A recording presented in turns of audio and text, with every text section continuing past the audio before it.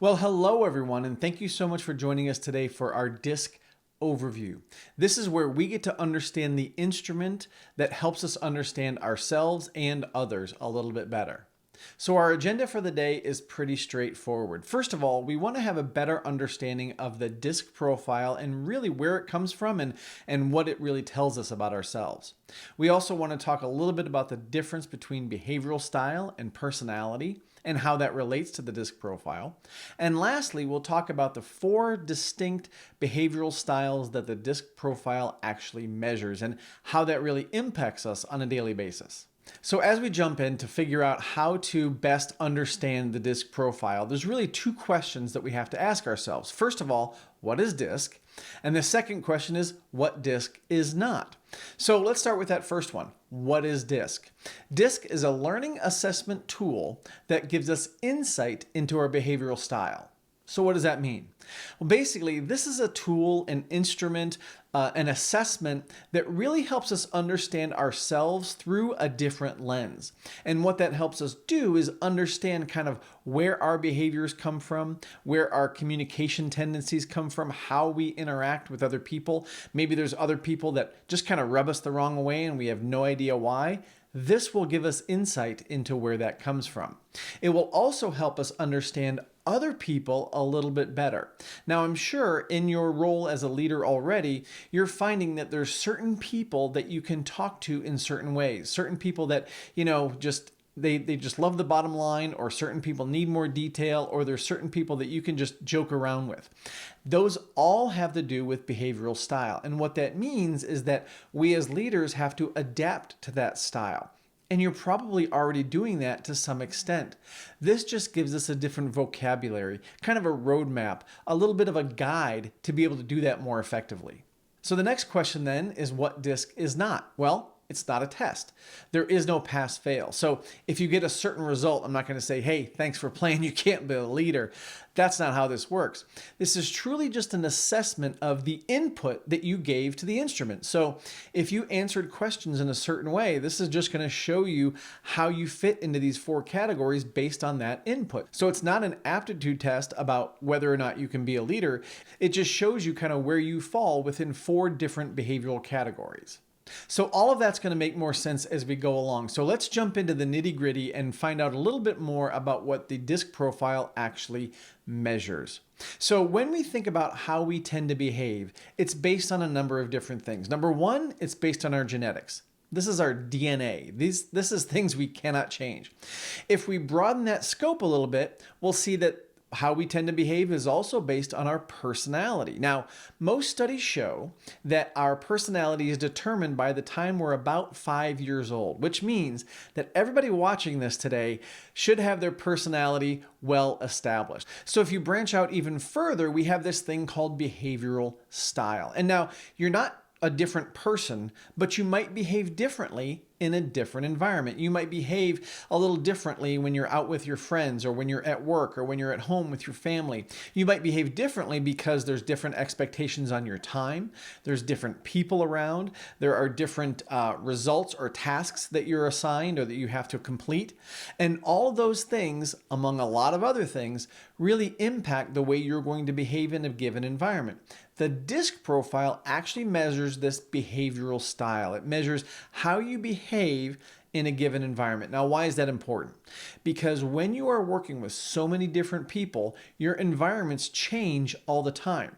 That doesn't mean you change who you are. Personality-wise, you're still the same person. But your behaviors may change in a given environment. And again, go back to those examples we talked about with your family or your friends or when you're at work. Even at work, you may behave differently when you're interacting with different people. Maybe you react differently with your boss than you do your team. And what's really important to recognize and remember as we're going through this DiSC profile is that there's 4 different behavioral styles, which we're going to get into in just a second. And each one of us have each one of those behavioral styles in us all the time, and we can pick and choose which ones we want to use in a given environment. We're all going to have certain dominant styles that we have, certain ways that we tend to behave in most situations. What we're going to find is that sometimes those dominant styles that we have may not be appropriate in every situation. So that's going to be something important that we look into. So let's talk a little bit about the 4 behavioral styles that the DiSC profile actually measures. So here they are: dominance, influence, steadiness, and conscientiousness.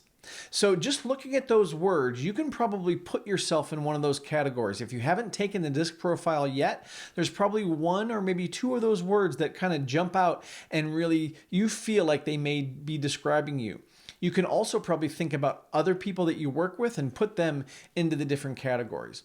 But what's important, again, is that we all have these styles in us all the time. You're going to find out which one is your dominant. But what's also important is that each other person that we're interacting with has these styles in them as well. So that's why it's important that we understand not only our own behavior and our own behavioral style, and we also understand the behavioral style of others. So let's dig a little deeper into each one of these styles. So as you look at the word dominant, some of the descriptors under that category are direct and firm and strong-willed, forceful and results-oriented. As you look at the influence, outgoing, enthusiastic, optimistic, high-spirited, and lively. Then we look at the S, the steadiness, even-tempered, accommodating, patient, humble, tactful. And then lastly, the conscientiousness, analytical, reserved, precise, private, and systematic. So if you hadn't already started to figure out which style you were in and you're looking at these words, you're probably saying, oh, I'm this in this situation, or I might be that in that situation. And again, that is really what we want to focus on with the DiSC profile. It's not just necessarily about one particular style and what your style is, but really understanding all of them.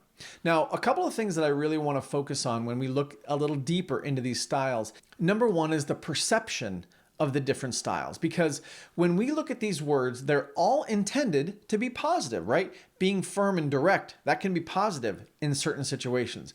Being humble and tactful, in some situations that can be positive. Being outgoing and energetic, or systematic and precise, again, in different situations, those can be very, very helpful. But like with anything, when you have a strength and you overuse it, it can become a weakness. So in certain situations, if you're too outgoing and too enthusiastic, guess what happens? Things get missed. If you are too forceful, people may not want to follow along.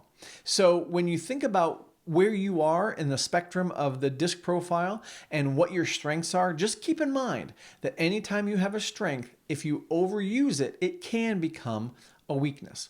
Now, I also want to focus on how these styles are arranged in this circle, because they were done in a very deliberate manner. The D and the I have elements that are similar. The C and the S also have elements that are similar. The D and the C and the I and the S, they all have similarities. So let's talk a little bit about them. So when we look at the similarity with the D and the I, these folks are typically a little bit more outgoing. They may be viewed as bold. They may be viewed as a little more extroverted. On the opposite side of that, the C and the S are a little bit more reserved, maybe a little bit more laid back. Maybe these are the folks who are analyzing situations a little bit more before they offer an opinion. Now for the D and the C, we're going to find that most Ds and Cs are what we call task focused. The Is and the S's, a little more people focused. So when there is a decision to be made, when there is an initiative, and we have to choose between, are we going to get the results that we want, or are we going to appease the people? The Ds and the Cs will typically choose the task or the result. The Is and the S's will typically lean toward the people side of things. That's not to indicate that either side can't get things done or won't have a positive outcome, but that's just where we tend to focus. Now, that's why it's also important on a team to have a good balance, because if you only have Ds and Cs on your team, the people might be left behind.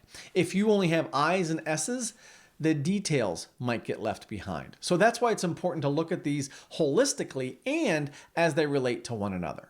So now that we've taken some time to at least scratch the surface on the styles, what are our next steps? Well, if you look at pages 3 to 6 in your profile, you're going to get a lot more information on your particular style. And I highly encourage you to get in there and really find out what your motivators are, stressors. And by the way, if there's things in there that you don't agree with, that's okay. It could be something that is a perception of other people. It could also be about the way that you filled out the profile, but it could also be something that is just not part of you. And again, that's okay. Page 7 has a more detailed overview of the DiSC profile and how the styles kind of relate to one another. Pages 8 through 15 have some great information about how to interact with other styles. So for example, if you are a D, it gives you some insight into how to interact with an I, S, and a C, and other Ds, which is really, really great. And then on page 16, there's some tactics for taking action. And I highly encourage you to take a look at all of this. Just maybe take a little chunk every day and you'll get to know yourself and other people a lot better. So thank you so much for your time today. I really do appreciate it. And I hope this has been helpful in understanding the DiSC profile. If you have any questions, please feel free to reach out anytime at 407-435-8084, or you can always email me at matt@performanceoptimist.com. Thanks so much and have a great day.